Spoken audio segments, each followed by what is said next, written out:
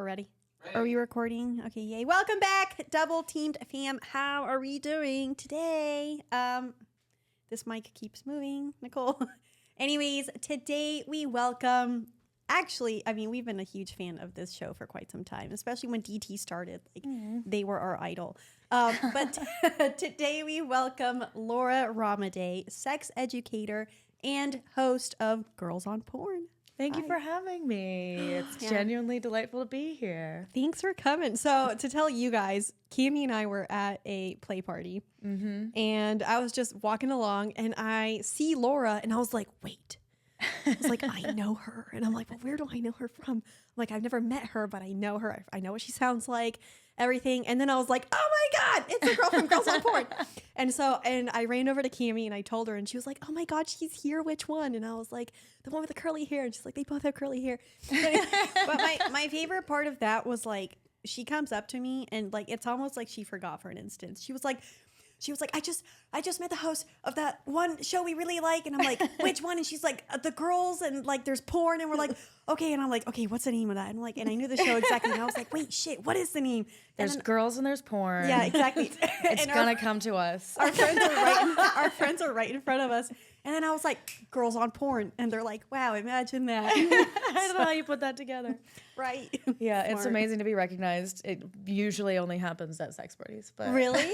Yeah. That's actually occasionally elsewhere, but like there's a higher quotient for sure. Actually, I will say we've been recognized at quite a few sex parties here in LA. Oh, yeah? So, yeah. And it's funny because one time Cammie and I were like hugging. It was like New Year's Eve. We were like hugging and we're just, our faces are plastered together. And this girl like walks right by and then she like comes back and she's like double teamed. And we're like, so it's always so fun. I think that she like did a loop around, be like, okay, so there are definitely two of them. This is it. This is the moment. The weirdest place that we've gotten recognized was the gym. Oh. As he was listening to an episode, he literally like, turns his phone around, and shows us his phone. And he's listening to an episode. Goes, oh wait, and I'm like, what? And he turns his phone, and I was like, oh, hi. So that's funny. Does that happen in New York for you often as well? Not so much in New York because I think it's more. I'm not there that often, like when I am, I'm like on the streets. I'm either like with people I either like know already, who might know the pod or want to talk about it, but like it's not like strangers running up like through traffic. Like I don't think I quite have that draw. Rachel, on the other hand, does get recognized all the time. Like I have a theory that she's more recognizable, or people like she also works at this restaurant, like she manages and runs a restaurant, so like she works at a very hip spot and has like her own kind of like social life placed in that. And people know her as the Bernie's girl, but also as host of Girls on Porn. So people will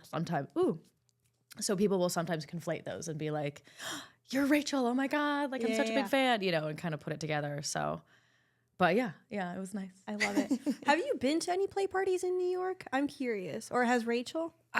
Yes, Rachel has been to Sanctum in New York. Okay. We have a friend who performs with Sanctum, so I've been in LA and she's been in New York. That happened fairly recently, and it was kind of fun for us to test the different branches of the parties. Yeah. I've been to one or two in New York, but a long time ago, like years ago, so I'm not sure.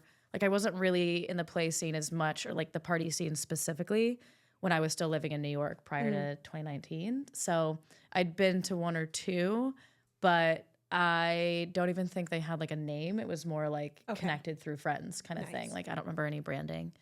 Because because we go to New York probably 2-3 times a year. And we've only checked out Sanctum there as well. So I'm like, I wanna see what the other, some people have mentioned a few, Hacienda.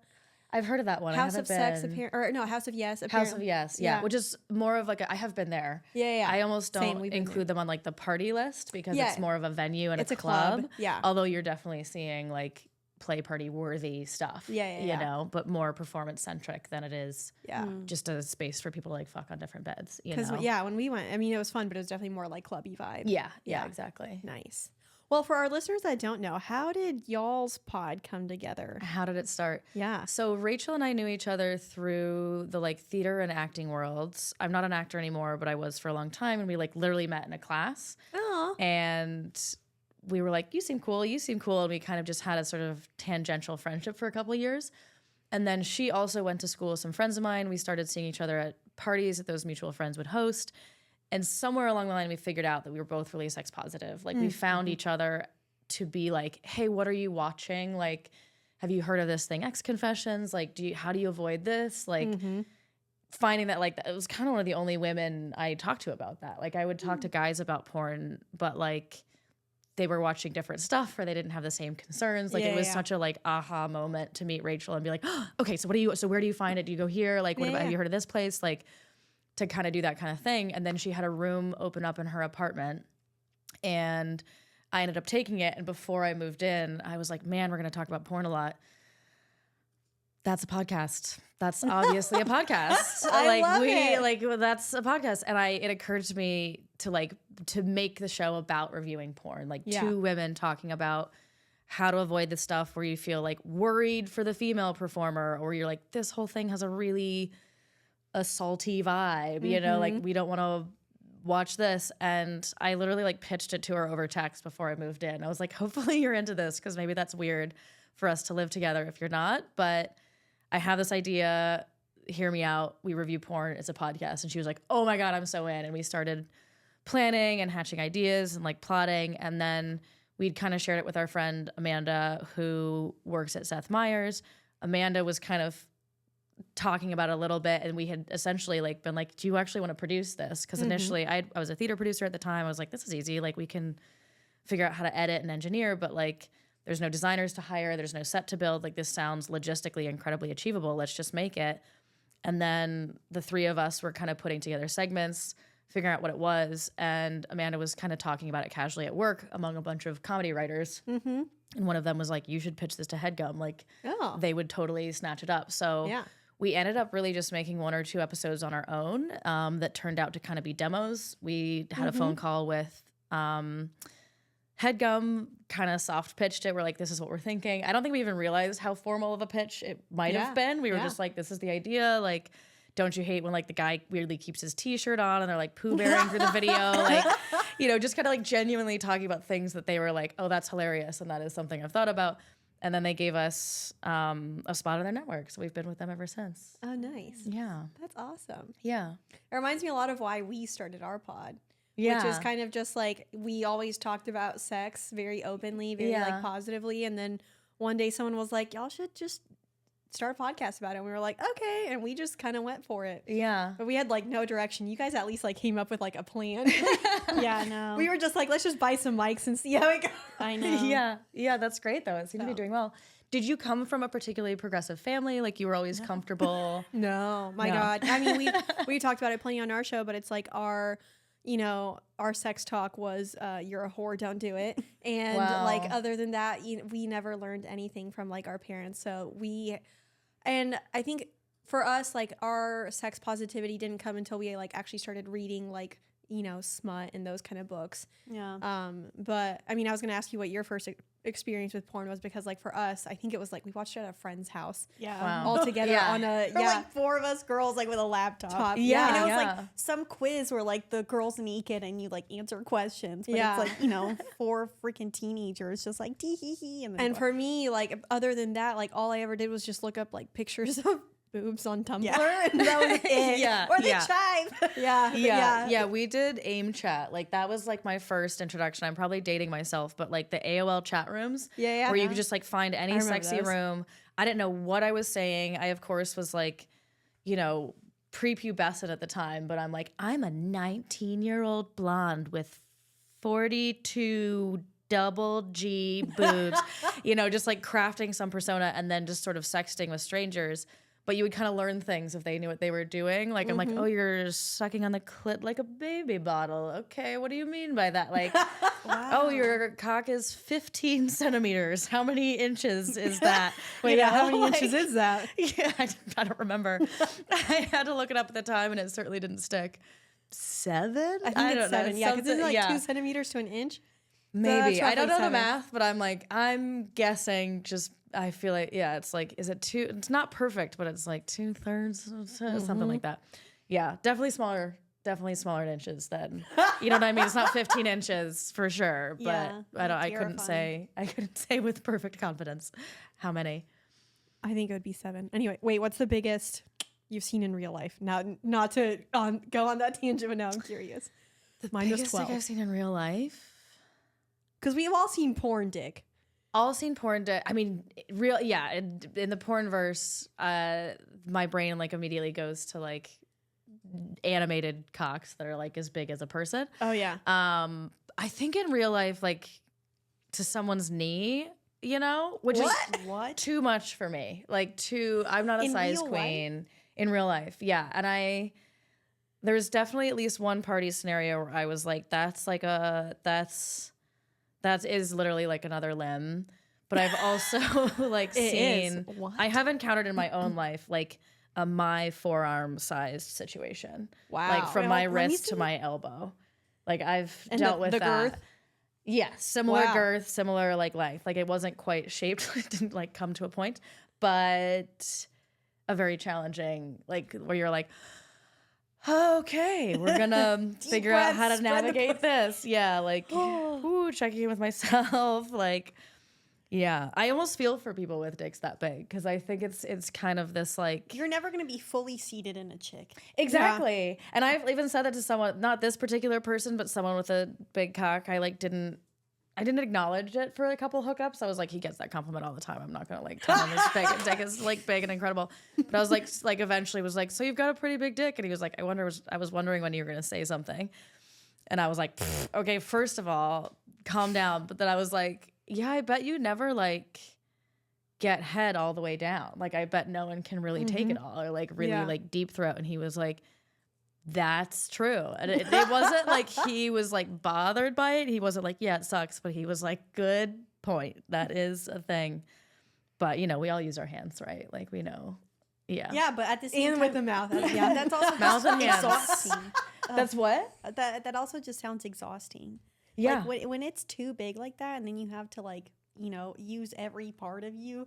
Like it already takes a lot for me to be like, oh, enthusiasm. No, but that's now like, I that's really why gotta- I feel for them. Like, I mean, some people are champs and are like, let's go, or just like genuinely really love a gigantic cock, and it's almost like the challenge of it maybe that they dig. But there's so much mythology around big cocks. Like there's such a lie around like that being necessary. I mean, you probably talked about this on the show, but like only 8 to 20% of people with vulvas come from penetrative sex alone. Yeah. So And most of the time it happens right at the it's opening. literally, it's like less than my fingers Yeah, that you need to like get exactly. in there, you Yeah. know? So we're hyping up this thing that I'm like, that's literally gonna hurt you, you Yeah. know? Like I have an It's gonna bruise IUD. your I don't want cervix, that yeah. like bopping around, you know? So This conversation is reminding me that like when I first started watching porn, I only ever watched lesbian porn. So no, I never even saw like porn dick until like probably college. yeah. Because most of the time I always just looked at women. I don't know why. I think I should have known then I was bisexual, but like Maybe. yeah.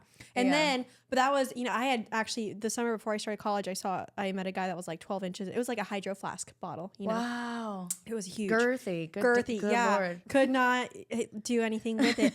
And then when I started watching porn that actually included men, then I was like, oh, other men also can have really big dicks. But Yeah. I think so. We had a porn star who once said she was like below 3 and above 8. That's like the porn. Yeah. Yeah. Below 3 because it's, you know, small and that's its own thing. And then above 8 because then yeah, there's it's a like whole big. category. Of people. Girth Yeah. and then length meaning. Yeah, Right, yeah, right, yeah, right. yeah. Yeah. Well, you Exactly. know, part of the reason they have such big cocks in porn, aside from the like emulation of and like putting on a pedestal the giant cock, but literally for visuals. So you can see the cock going in and out, and it makes Yeah. it easier to angle and be like, I can Yep. see the like motion of the penetration. Whereas we all know, like, often in sex, you're not like pulling the thing all the way out and like getting a fucking shot over here. Yep. You're just fucking like this, and someone can only see you if they're directly above you. Exactly. You know, gorilla style. Wow, Yeah. I didn't think about it that way. That was such like a technical answer. I Yeah. loved it. Are you a Capricorn? No, I'm a Sagittarius, Taurus. Interesting. Okay. Yeah. I knew there was earth in there. I knew there was earth in there because I was like, A bunch of it. Yeah. yeah, because everything that you like, or at least the way that you've gone about everything has been so like, very like structured in a lot of ways. You know, like when you guys were starting the pod, but then also like your responses and everything. I was like, there's earth. I'm a very structural thinker. Yeah. And I'm like also like, I think what's part of what Rachel and I had in common that birthed the podcast was like, we both have an eye for production. We're both in the performance worlds. Yeah. So we were looking at it for production value, which, you know, women tend to do more than men of like, what is this horrible leather couch? Like, why are we fucking on that? Like, we were finding the porn that's in these like lush Italian villas or in like the south of France, you know, that you're like, oh, I want to fuck there, you know? So that part of it, but also the structural element of like, how do you tell the story of porn? Like, does it always have to be blowjob head, first position, second position, third position, cum shot, you know, like why is it always so formulaic? And like, I'm really interested in that. I'm a writer and producer as well. So like that, the way that that's progressed historically, the different elements that have shifted the way that porn works, the way that the internet has shifted the porn that we consume it's all really fascinating to me. I want to hear about some of these shifts. Tell us. I was going to say, like, I've seen, for example, I saw one porn video once where it's like they were on a jet ski. Yeah. What? Yeah, going around a fucking like lake in a jet ski fucking. And I'm like, A, this sounds like a logistical nightmare. Yeah. B, like, who is jet ski porn? Like, who is Googling this? Yeah. Like, what's so who's exciting? watching it is like a more complicated question than than making it. But it's also like the algorithm. It's like the more extreme something is, it'll sort of grab attention. Like people click on that for the same reason you do, that they're like, what? Like they're fucking in a Tesla? Like there's a whole genre of like extremist porn. Like not extremist necessarily, like that word has a lot of connotation, but like extreme porn or like we're doing something so crazy or like it's public sex. So there's like an element of that kind of danger in it. And that's basically what the show is us kind of unpacking and talking about and figuring out like, okay, who's watching this and are they actually turned on by this or are they just watching this because it's compelling or it's like clickbait? And then like what might be hot about this? Like what's interesting about it? And like I certainly think some people fuck for exhibitionist pleasure. Like they like to be on display. And I certainly like to give roadhead, you know? Like I like to be like, ooh, this is kind of a fun adventure, so that makes it more exciting. But like on a jet ski, the logistics outweigh the benefits, right? Like the challenge of being like, how do I literally ride you on this when I'm like already riding this thing? Like we're just gonna fall in the water before anybody comes. Like seems pretty likely. If anything, it'd be like a fuck it, we're on vacation, let's try it kind of thing. Exactly. Yeah. But that's a lot of what porn explores is like sort of fantasy for fantasy's sake sometimes. That's true. I mean, when you were talking about that, I was thinking about the times that like I've watched something more out of curiosity rather than arousal, you know, because I'm like, oh, well, I'm just a little curious. And then you start watching it and you're like, oh, and like you're not even really turned on, but it's just so like fascinating. You know, it's kind of like when your pets watch you have sex. They're probably like, wow. They're like, what is this? Yeah. What? Although my dog is like, stop murdering her. Like definitely thinks something horrible is happening. So depends on your pet. That happened the other day, actually. This guy that I'm seeing, he came over and we were having sex, and I don't know, Cammy wasn't home, so we were just like anywhere and everywhere being super loud. And then my dog was disinfect? yes. And then my dog was like so scared. Oh, He like was in a corner and he was like looking at us with these eyes like, is everyone okay? yeah. And the guy went up to him and he was like, your mommy's fine, don't worry. Yeah, the sounds have to be confusing, and like it's literally like an act of power play, like a kind of dominance. The dogs, like from an energetic standpoint of what they understand, are like, wait a minute, that's alpha, like that's my mom, you know, like you know, who's this guy? Like you don't dominate her. Alpha of her. Yeah, or vice versa, you know, depends on the scenario, I suppose.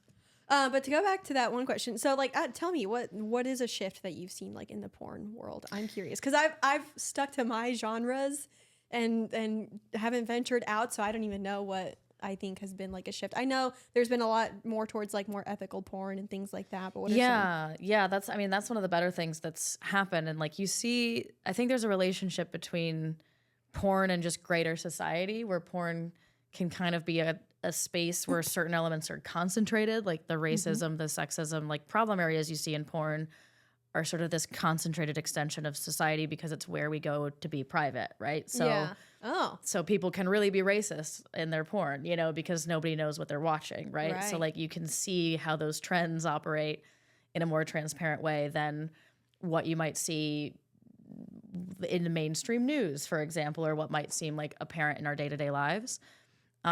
Historically, it's been really interesting to watch porn progress because, you know, it used to be feature porns, right? Like it was fully like Hollywood, and that was in LA. And part of the reason that existed is that LA passed a law defining something as illegal if it didn't have story, right? Like they were like, you can make your smut, but it needs to have a story element and somehow like pass this sort of artistic test.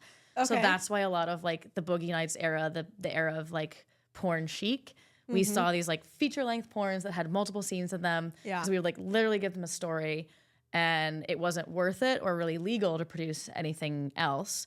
And then that kind of evolved and there was the era of like VCR and videotapes and we saw like scene production and that kind of took over. We're like, okay, we can figure out a way to do this and condense it and put these like, people just want the porn, right? Like let's cut to the fucking, like we don't need all this fluff. It's sort of like the way that society kind of moved in general.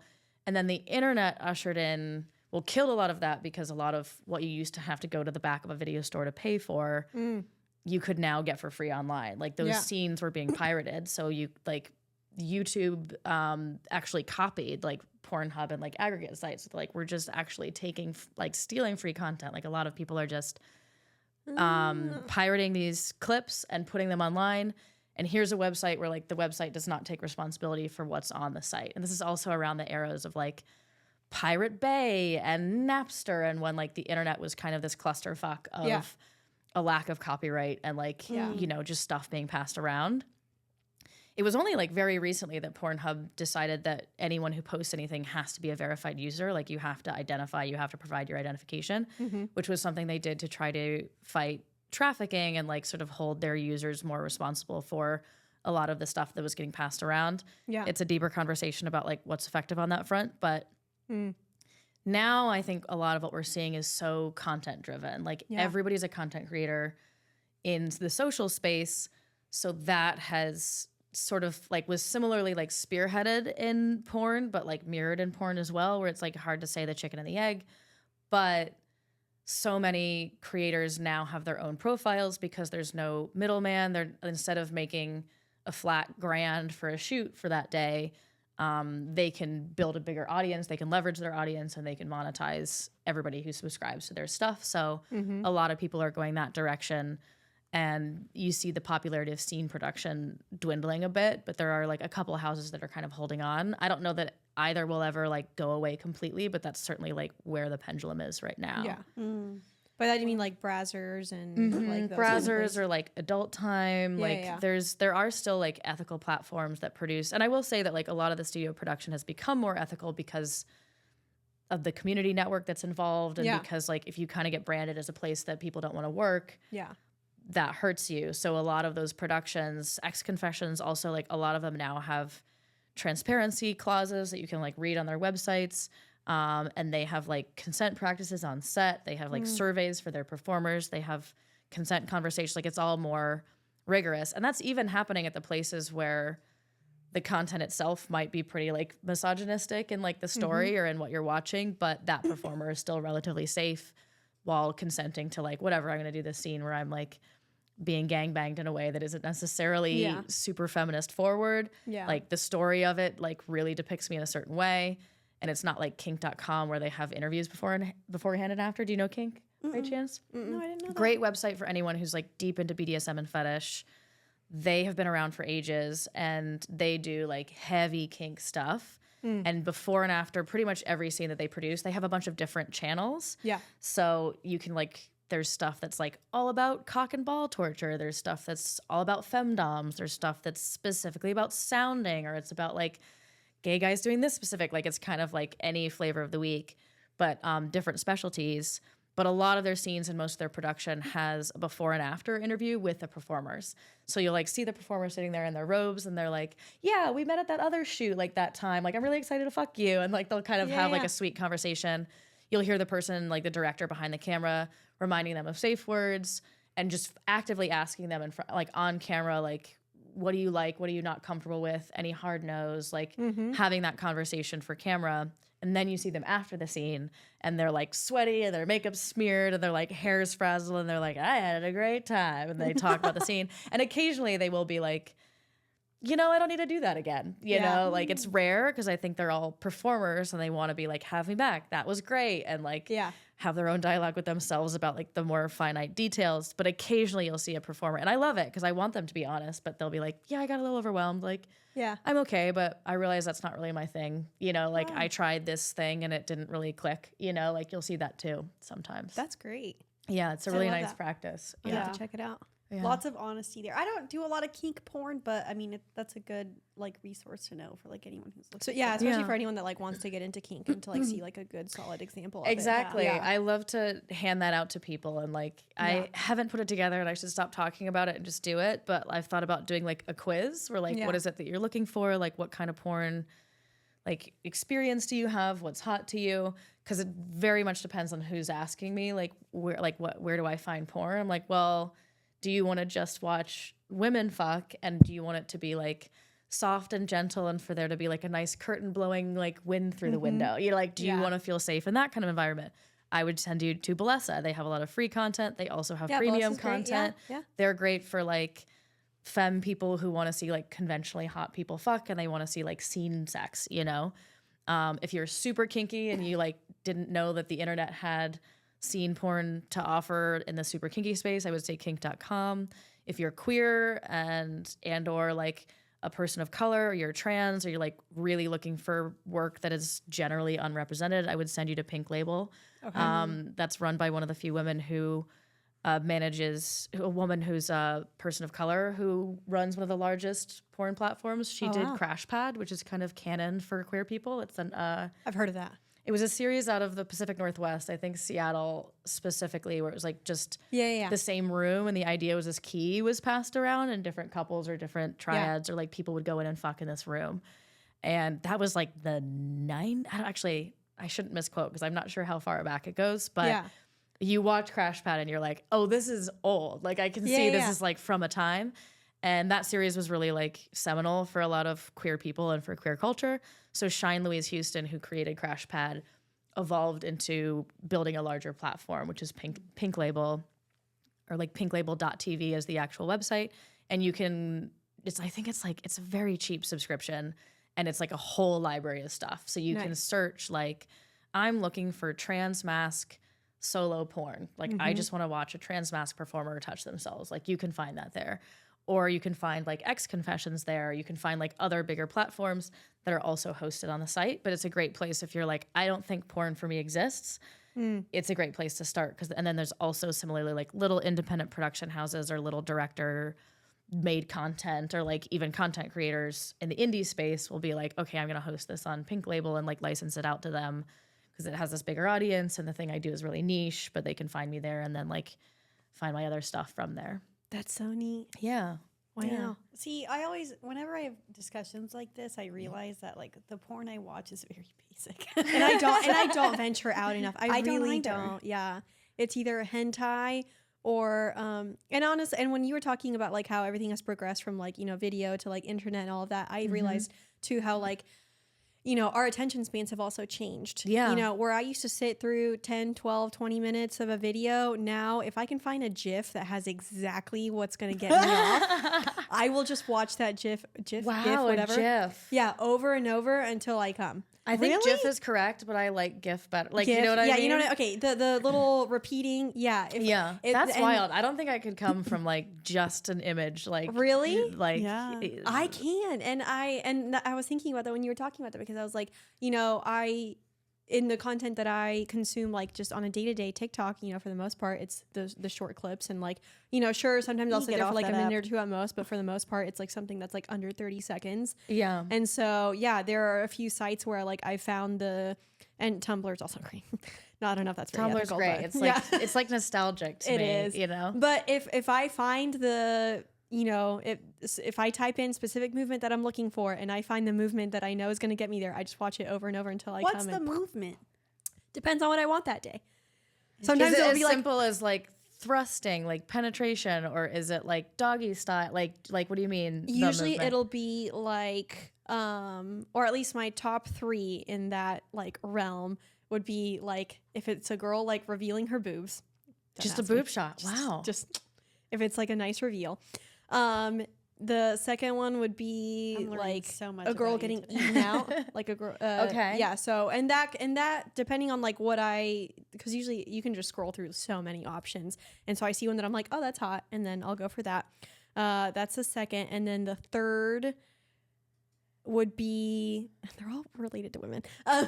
Like a girl having like her nipples like sucked on. I would love be another that. one. Yeah. To be fair. And so if I find something in that realm like I think is really hot, I'll just watch it until I come, and it's so easy. Yeah. So I don't know. Good on ya. Yeah. I like, if anything, I'm like slightly desensitized where I'm like, I need, like, it's gotten to the, like, it's not that I need, there's a word for this, which is threshold conditioning, Okay. which I learned in the sex coach certification training, that speaks to like when your threshold for stimulation can kind of move, that Okay. there's a lot of problems that are sort of misattributed to porn.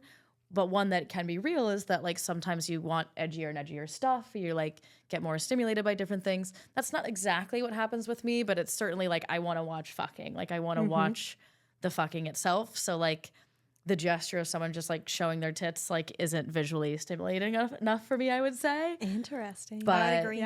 yeah. For me, it is. And I am bisexual. Don't get me wrong. I don't have any problem with the boobs. Like I love the boobies, but I'm like, I want to be the one sucking on them, or I want to watch someone Yeah. actively be like grabbing one and fucking the girl at the same time. You know, like all of it. You know, like I want the act like in full. Yeah. Wait, so what's like a common, I would say, like category that you like to watch? Do you watch mostly like if you enjoy watching like the fucking like the actual, is it penetration or? So it's not like so I actually don't like a meat shot, which is like what we call when it's just penetration, when you have like this super close up on just like a dick going in and out. That to me takes me out of it, because I'm like, it's just like a disembodied body part. Like it just becomes anatomy more than anything else. Some people love that. Like they like the close up, they want the skin, like they want the feeling of like having their face in there. But that just on its own doesn't do it for me. It's more about like, so I don't necessarily search by category, because there's just so many of them. I mean, it's funny that like our episodes are structured by categories, so it's a totally like brilliant question. But for me, like I'll find performers I like, or occasionally, like there was a phase where I was just like rough sex, and like that was my category. Like I just wanted to see like vigorous fucking, you know, and was like, I also like came into the game with a lot of like gay porn and like lesbians, although with like a lot of mainstream lesbian porn, a lot of it is very like soft, and we're like eating the pussy very delicately, like we're gonna hurt it, like just like barely getting in there, and I'm like, get your fucking face in there and like suck on it, you know. So then it's like, well, I want to see like real queer women, you know, I want to see like someone like really going to town who like knows how to do business with a clit, you know. Yeah. So a lot of times for me, it's about believable chemistry. It's about like removing the distracting elements. Like it doesn't have to be in an Italian villa. It could be like a hotel room or like anywhere. But if I believe these people want to fuck, it just heightens it so much for me. Like some of my favorite series are like Ex Confessions is a lot of great stuff. Occasionally Ex Confessions is like a little hokey, or there's like more scene than I need. I really just want to be like, I love Bishop Black. I love Amarna Miller. I'll watch them fuck. Like those are great performers. They're friends. I know they want to fuck each other. I know they have trust with each other. Like you almost get to know like your favorite performers because they can build that chemistry in a scene. I also love Four Chambers. I go back to there pretty regularly. That's Vex Ashley's platform. She is like a self-proclaimed like art school bullshit porn creator, where like she fully went to art school and is like kind of a theater nerd like me. And so she puts together these like really interesting, sort of thoughtfully curated sets and scenarios. Sometimes she goes into like playing with fluids or like sort of horror elements, and we'll kind of go genre or like use conventions that are sometimes more than I need. But she's kinky and the sex is hot. So it's like a great combination. And it's either like, she has an incredible film called Lapel du Vide that is a threesome in an abandoned warehouse, essentially. Dope. And I was like, fuck yeah, because I love like abandoned shit. I love group sex. And it was all like performers I know and try, you know, like who I think are really hot. And like, I believe that they want to fuck each other. Another great one is Stoya's Around the World in 80 Ways, where she just invited friends to fuck her when she was in different parts of the world. So she's like, this is around the world in 80 ways, Los Angeles. I'm fucking Mickey Mod, and we're using a condom because there's laws about that right now in Los Angeles. So like, this is like, we're going to be wearing condoms, which is like not typical for us. So there was a condom law put in place a few years ago that like required porn performers to wear condoms specifically in like Los Angeles. And this was an attempt to drive out the porn industry from Los Angeles, but it was eventually repealed because it just hurt the economy in general. Yeah. Like, this is stupid. So like porn production kind of moved to the outskirts and like pushed out of LA. Is that why they all went to Chatsworth? Is that LA County? You know, I don't know where the county ends and begins. I should know. Yeah. I should know. I mean, there was a fear for a while that it would just like fully push it to like Rhode Island, like that it just would leave California altogether. But it's like, no, like when you put the dollars and cents together, like they're gonna change their minds. But yeah, so like she does different scenes with different friends of hers, essentially, like in different parts of the world, and like Berlin and LA and like Belgrade, you know? Yeah. I mean, I have to admit, like, I actually really like the content that has come from like content creators in a way, because like as much as, you know, the what do you call them, the production houses, as much as what they know and do and is great and all, and we've all seen it because it's like what's been around more often, like, you know, in the past couple of years when we see like, you know, the couples that get on OnlyFans, and like there's this one couple, for example, that I watch, and it's often them like on their bed at home. They put these like cool colored lights, so it's like all like pretty, but it's not fancy. It's just a bed, and it's got a red or pink hue to it. Yeah, and it's just the two of them. There's no dialogue. You can only see like below their nose.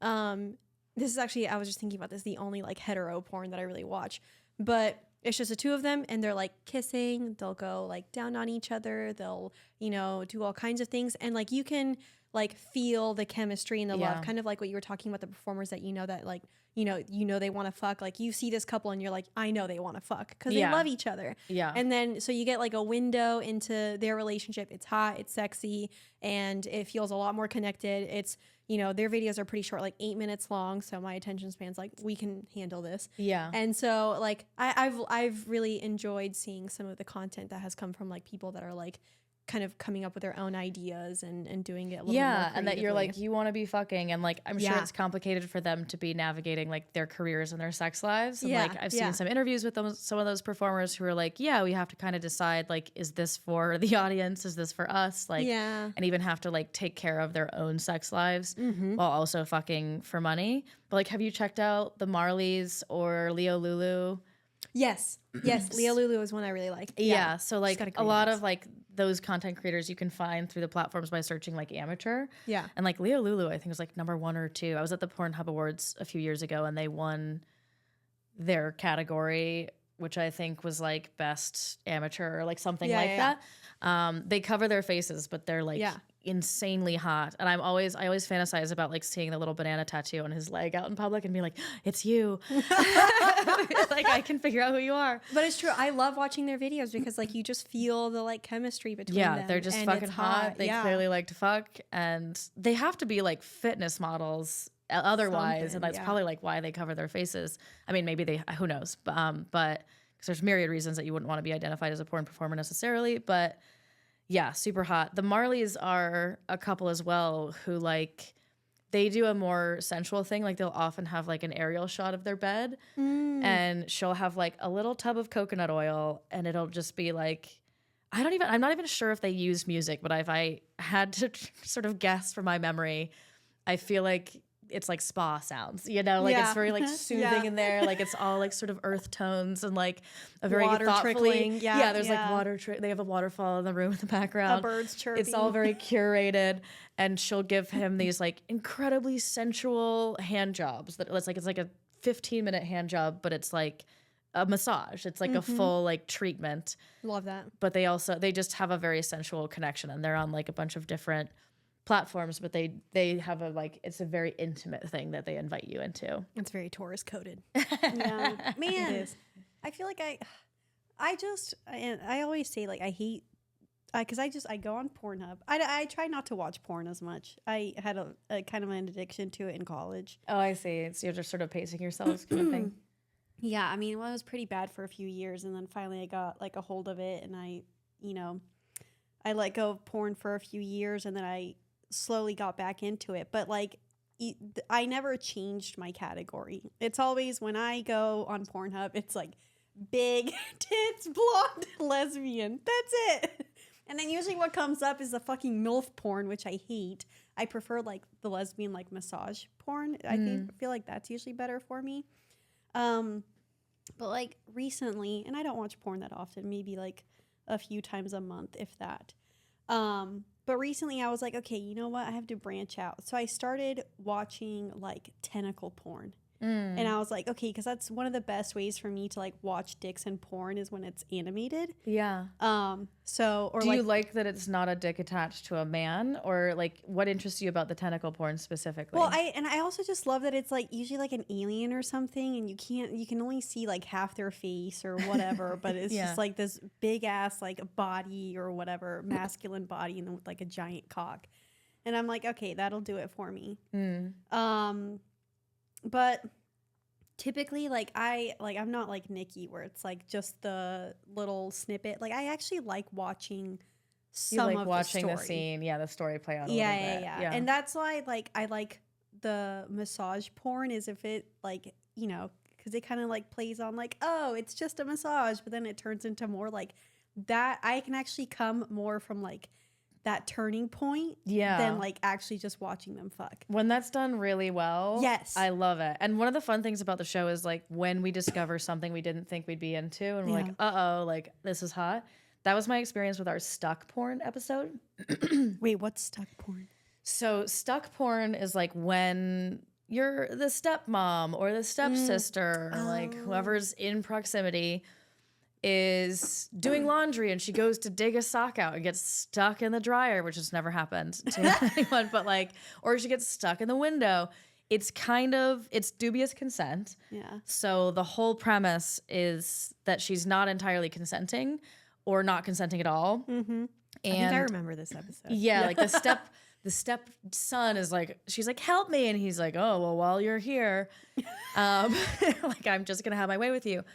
And I thought that I would hate it because it would just feel rapey, Like I thought that I'd be like, I don't want to go anywhere near this, But that turning point, that like if they do it right, like it's not. I don't like it if the whole scene the chick is like, stop, I hate this. Yeah, no. Are you done yet? And it's just kind of like whiny. Yeah. I'm like, okay, I want you to. So like if there's a turning point where they're like, oh, what are you doing? Like don't do it. Yep. Okay. Yep. Actually, oh fuck. Like if they just suddenly get into it, like similar thing with ignoring porn. Like I really love dubious consent. That's something that's been like defined for me by the pod that I'm like, oh, okay, if it starts with this kind of resistance, but then we buy that the woman unlocks something or the sub or the bottom, like whoever's receiving, and then they're like, that makes it even hotter. Because then you get a sense for their consent, and it's enough for me to be like, oh, it's not entirely in this world that feels uncomfortable to me. It's actually about them like unlocking something kinky, and like the added taboo of that, like the added potential of the heat for that is like extra fucking powerful. Like that can be really hot. Yeah. That's what I need. And I like that you called it dubious consent. Mm-hmm. Okay, that's the term. That's what I need to hear. That's what I need to learn from this episode. I feel like that answers my question. I was going to ask what your guilty pleasure is in porn. Yeah, I mean, there's a few. We started to talk about like categories because I don't really search by categories anymore, but like the way that you would find stuff, like rough sex was big, and that definitely felt like a guilty pleasure, and that was where it would sometimes get dicey because I would be like, is she okay, but I want her to get fucking pounded, so like how do I navigate holding both those things? I also would watch a lot of movie sex scenes, and I still go back to some of those as like favorites because the production value is good, and I don't need the meat shot, I just need to believe they're fucking. So like Unfaithful is like a die hard, like I can just go back to that and it's like a Pavlovian dog response where like it's almost GIF level where like I can just start to watch and be like, this'll do it, because it's just like good chemistry and it's hot and it has a little of that dubious consent. and it's like it's just gonna get the job done because it's believable and it's good, you know. You I was should gonna say the watch. same. You should watch the movie called Adore. Ooh, I haven't seen this. It's Australian. It's got Robin Wright and what's that one blonde chick? What's her name? There's a lot of one blonde chicks. Shit. Well, Give me something else to work with. Blonde chick No, from I know. I'm trying. I mean, she's very well known. Fuck. Okay, hold on. Let me pull this Cameron up. Diaz. No, not Cameron Diaz. That one blonde chick, Reese Witherspoon, would Not not Reese be Witherspoon. in that kind of movie. No. Wait, Adore the movie. Oh yeah, there we go. Anyways, the sex scenes in this one, hot. Nice. Okay. And like, you know, it's not like they show much, but like it's good. Naomi Watts. Naomi Watts. Okay. Robin Wright. Yeah, I she would does some never sexy guess stuff for sure. Yeah. Mulholland Drive. That's also canon for like great sex scenes with Naomi Watts. She does some great stuff in that. There's also a movie that she fucks Mark Ruffalo in that's pretty hot. Yeah, I love a hot sex scene. Even though I know the filming of them is not hot. Yeah. yeah.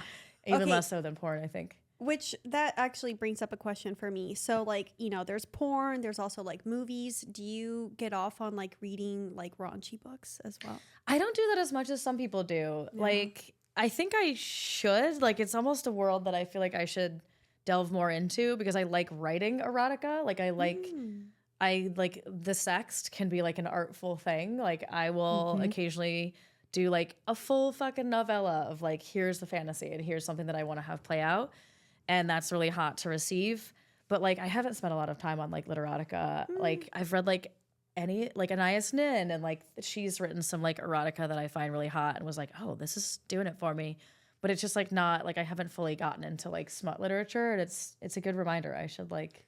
I mean, I think it's different for everyone. Like, I have a friend who she can like read a whole scene and like masturbate to it. And it's like, for me, that's different. Like, I love reading smut and like the, you know, having it play out in my imagination in my head, but like I can't get off to it. Like, it'll turn me on, sure. I can't. But I can't get off to it. Yeah, I can't say that like I've masturbated specifically to reading. Yeah.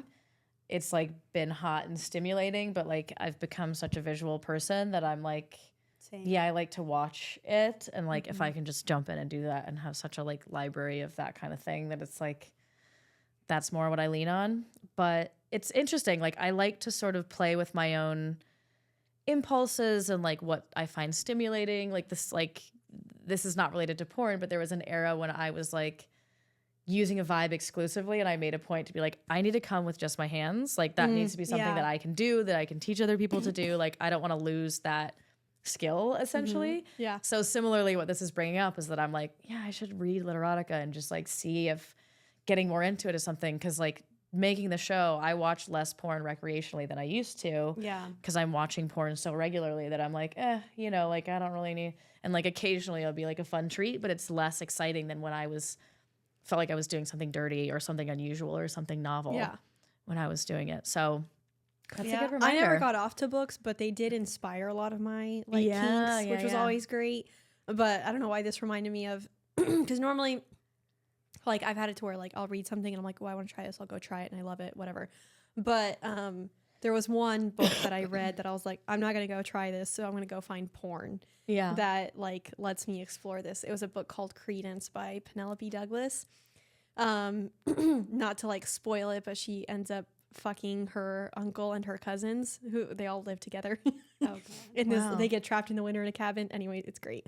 And I remember I was like, well, I'm not going to go do that with any of my cousins or uncles. So that was the one time that I looked up like more like, I guess, incest type porn. Because it was like my one avenue to be like, okay, this was hot when I read it. I don't know why I like this. Let me just see. And I think when I ended up watching the porn of it, it was like, it was fine. Like, it wasn't anything that was like super, like, I liked it. I didn't ever like really like go back to it. But I remember that was the one time that a book actually, like, Open something up. Yeah, open something up, let me explore it, and then I went to porn for it, and yeah, it was kind of fun, a fun little experience. Yeah. It was a good book, though, if you ever want to read something that's taboo. I will have to check that out. Yeah, taboo is so powerful. Like, it's so much of like what turns us on, you know? Like, we almost have to be grateful for the repressive elements in society because they create taboo, and that makes it like hotter. So Exactly. we had a great guest on Girls on Porn come talk about nunsploitation. Wait, what? Nunsploitation. Is it what it sounds like? Yep, that's exactly what it sounds like. She makes porn that is like is sacrilegious, like by design. That like Love it. like she was like she's in like a nun habit and having someone like eat her out from underneath it, you know, like that kind of like in a chapel, you know. So she's really leaning into religious themes, and nunsploitation was the topic, which is like a larger like category of like film, like any kind of like exploitation film, like blaxploitation film, where like it's leaning into a trend or it's leaning into an identity and subverting it to a certain extent. So with nunsploitation, there's some like feature films that are about a sort of sacrilegious storyline kind of thing. Love that. But she is Polish, and her upbringing in the society that she grew up in is very repressive. Yeah. And she was like, on the one hand, fuck Catholicism. On the other hand, we have them to be like grateful for because it gives us the taboo that makes it hot to fuck with like Catholic ideals. Yeah. I was like, that's a really great point. Like I spend so much energy like fighting the power, but I'm like, on the other hand, like there are silver linings, you know? I like that perspective. I think that's a great perspective. It can be helpful when you get frustrated. I don't know Yeah. why that reminds me of the fact that like my name is based on a movie in Argentina that was like popular at the time that I was being born, but it was about a chick who fucked a priest or something like that. Wow. And Your then- parents are not sexually progressive. They don't know what they did. Yeah, so it was. It's like they preordained you for your I know, life. right? Yeah, I they was set like- forth your destiny, whether they meant to or not. Manifestation. Whoops. That's But fun.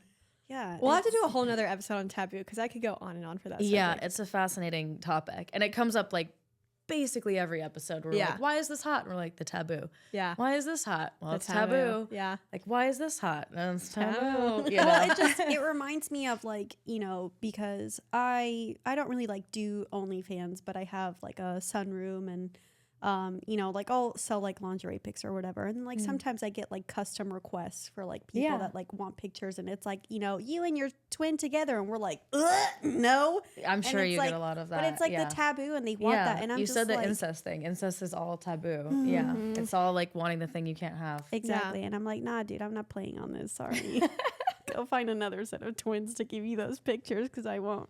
Yeah. So Well, I think Joseph was saying we were at the 5-minute mark soon. So, I'm trying to think. Do I have any final questions? I don't know, any lasting thoughts? Well, I mean, especially for like your show, like. Oh yeah, what do you want to do? Where do you want to see Girls on Porn go? Where do I want to see Girls on Porn go? Well, we have been hatching TV ideas. I Okay. think it would be amazing to bring a concept to TV. There was a while where we were like developing what that might be, and I was a little bit more aggressively in the TV space, and we were thinking about pitching it. It's not super active right now, but would love to do a show where like we could bring you into porn performers' houses and show you like these are truly just people with families who happen to do sex work, and like let's Yeah. destigmatize what this is. We also wanted to direct a porn and have that be like one of the Love. culminating events of the series, you know? But also have it be like comedy and fun and kind of like late night talk style where we like do similar things to what we do on the show, where we like make fun of the worst of it, but champion the best of it, you know, Yeah. like champion what's possible. So maybe someday Yeah, I that'll love be a that. thing. Yeah. But That's great. yeah, and we just like, I mean, it's become this wonderful, like, sustainable part of our lives. And, you know, as a result, a lot of people have started kind of coming out of the woodwork and asking me for help. You know, they're like, I know that you're someone I can trust with my sexual problems. Like, you won't judge me for them. Yeah. Like, how do I've never had a penetrative orgasm. Like, I've never had a G-spot orgasm, or like, I feel like things are dwindling with my partner, and it like helped me come up with ideas to like make it spicy, which is partially why I'm certifying now as an educator and coach more officially. Like, I've had the podcast for years, have been in the sex pause space for years, but I'm now officially like starting to build a practice to help people on an individual level and like work with them on whatever they might try to improve or enhance in their sex lives. So that's Love pretty that. exciting Aw. too. Yeah. That I feel like that's what for us it's the same. Our friends like usually come to us for anything sex related because they're like, Yeah. I know you'll know the answer. Yes, exactly. So, and it's like fun because like, you know, it's great to be like that safe space and like, you exactly. know, yeah, like it's really nice. genuinely sort of transcendent and wonderful to be like, let me help you unlock something. And like, Yeah. there's nothing wrong with you. You know, like Yeah. people just want to let go of that shame and that fear. And it's a really powerful feeling to be able to help them with that. 100%. I think that's my favorite part too, is that like when you help someone unlock something, and that's like, that's always just so rewarding. Yeah. But thank you again for joining us. Would you like to plug yourself? Sure. So you can find Girls on Porn anywhere you listen to podcasts.